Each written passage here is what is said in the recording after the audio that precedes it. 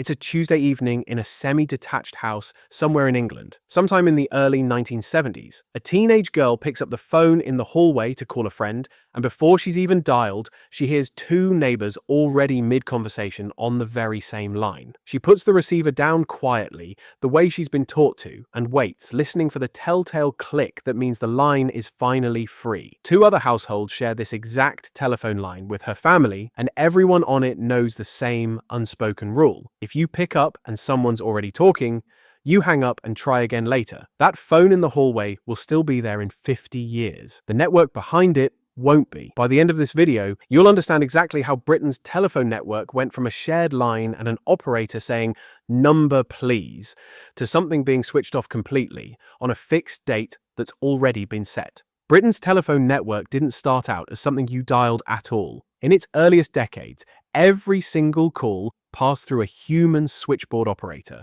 almost always a young woman connecting one line to another by hand at a wall of plugs and sockets. Telephone companies specifically preferred hiring women for the job, considering them cheaper to employ and more consistently polite with callers than men tended to be. "Number please" became the standard greeting on picking up, a phrase said so many times a day that it barely registered as words at all to the women saying it. This wasn't a niche or rural arrangement. Entire buildings in British towns and cities were staffed around the clock with rows of switchboard operators, physically connecting calls that would later be handled automatically without anyone noticing the difference.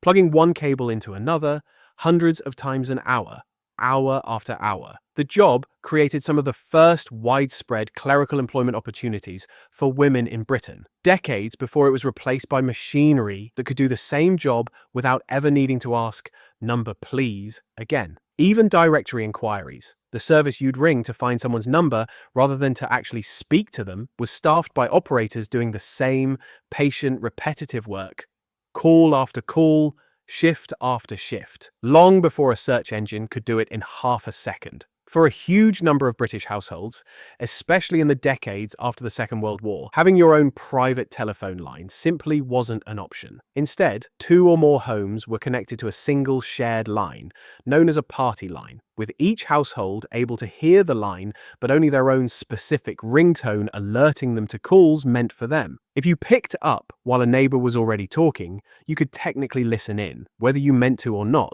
The accepted etiquette was simple and universally understood. If you lifted the receiver and heard someone already speaking, you put it straight back down and waited before trying again. Clicks on the line during a call were a common and slightly unsettling signal that someone else was trying to get through, and a polite second click usually meant they'd heard enough to know you were still talking and had given up listening. Some households developed their own quiet signals for genuine emergencies.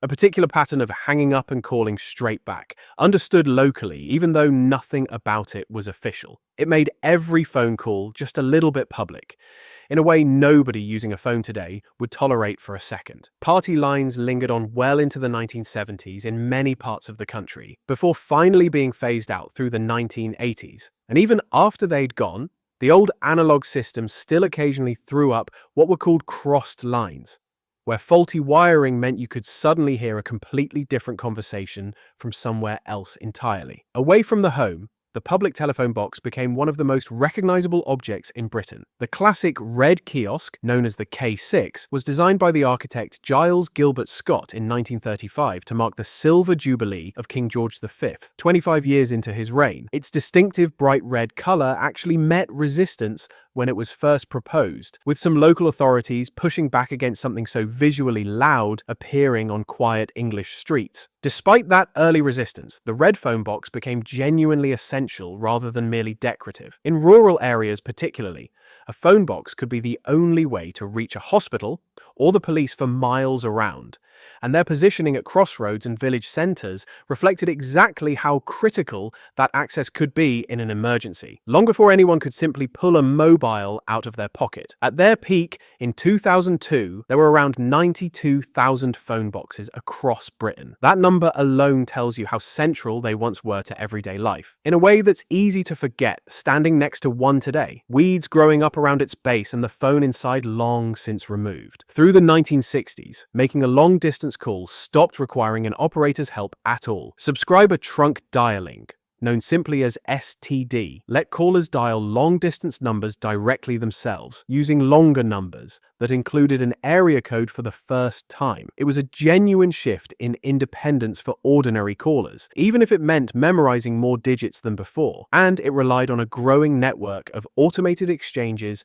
that gradually replaced the manual switchboards, with the very last manual exchange in the country not disappearing until well into the 1970s. Behind the scenes, engineers even began routing huge numbers of calls through microwave links rather than cable alone, with towers like the one built in London capable of handling well over 100,000 simultaneous calls at once. A genuinely enormous leap in capacity for a network that had started with operators plugging in cables by hand. The telephone itself started to become a fashion object around the same time. The trim phone, with its distinctive shape and illuminated dial, became a genuinely stylish choice for British homes wanting something a little different from the standard black GPO handset that had barely changed in design for decades. Choosing a phone started to say something about a household's taste, in exactly the same way choosing a sofa or a wallpaper pattern did, and phone manufacturers leaned into that,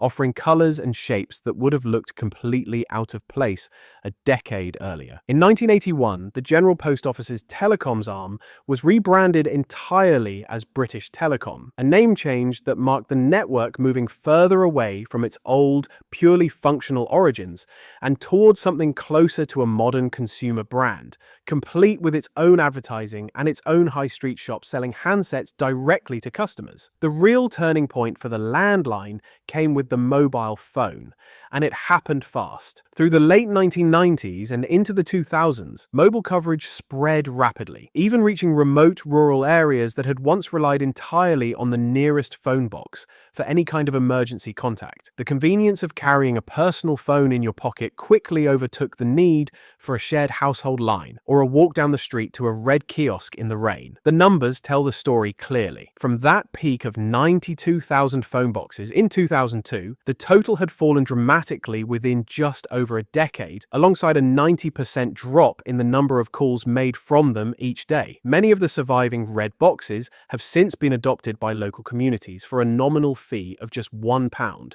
converted into tiny book exchanges or fitted with a defibrillator rather than a phone. A strange but oddly fitting second life for an object that once meant the difference between reaching help in time or not. Landlines themselves didn't disappear as quickly, but their role changed completely, shifting from a household's only line to the outside world into something increasingly reserved for older relatives, broadband routers, and the occasional cold call nobody wanted to answer in the first place. Here's the part of this story that isn't finished yet. Britain's old copper telephone network, known as the PSTN, is being switched off completely and permanently, with a final deadline set for January 2027. Every traditional analog landline in the country has to move on to a digital service running over broadband before that date arrives, with calls carried over the internet instead of copper wire from that point on. The switch-off was originally planned for the end of 2025, but it was pushed back specifically to give more time to vulnerable households,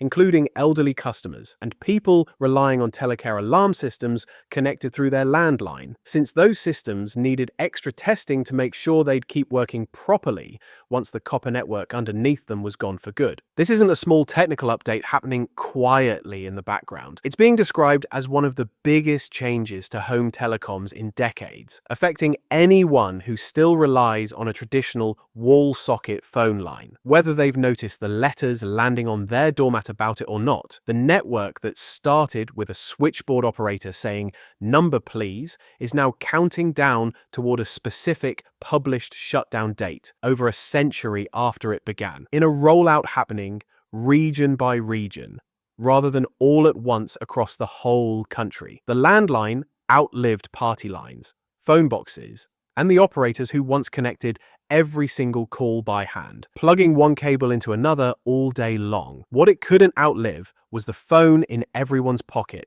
and now, finally, a fixed date on a calendar that's already been printed. Maybe that's worth remembering next time a phone rings in an empty hallway and nobody gets up to answer it, because everybody's already reachable somewhere else entirely.